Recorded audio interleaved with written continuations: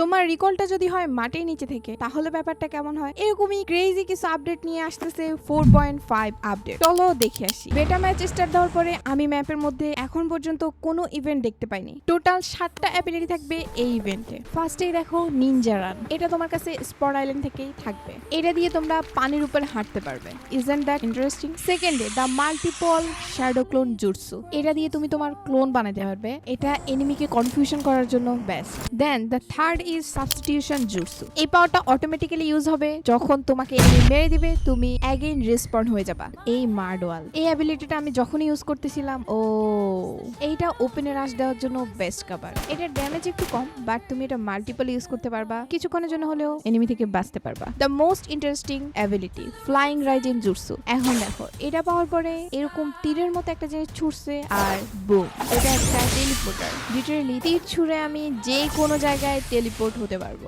Next power is resin গান। এই পাওয়ারটা আমি পারফেক্টলি ইউজ করতে পারি না। আই থিঙ্ক এই পাওয়ারটা ইউজ করেও এনিমিকে মারা যাবে। এনিমির উপর অ্যাটাক করার জন্য আরেকটা পাওয়ার আছে চাদরি। এই দুটো অ্যাবিলিটি আমার কাছে সেম লাগছে। এই দুটোর মধ্যে কোনটার পাওয়ার বেশি সেটা তোমরা আমাকে কমেন্টে জানাও। আমি একটা ইন্টারেস্টিং নামের অ্যাবিলিটি পাইছি, ইচা ইচা প্যারাডাইস।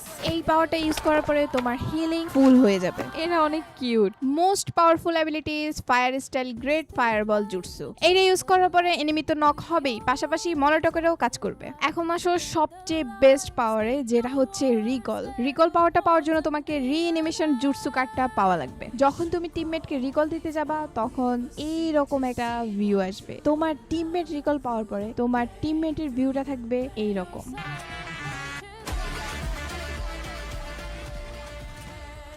আই থিঙ্ক বেস্ট একটা আপডেটের মধ্যে এটাও যোগ হতে চলেছে। রিসেন্টলি বেটা 3 এর একটা হিন্ট আসছে। এই হিন্টটা দেখে মনে হচ্ছে বড় ধরনের কোনো কিছু আসতেছে। নেক্সট বেটাতে কি আসতেছে সেটা দেখতে হলে পেজটাকে ফলো দিয়ে রাখতে হবে। Thank you for watching, bye by.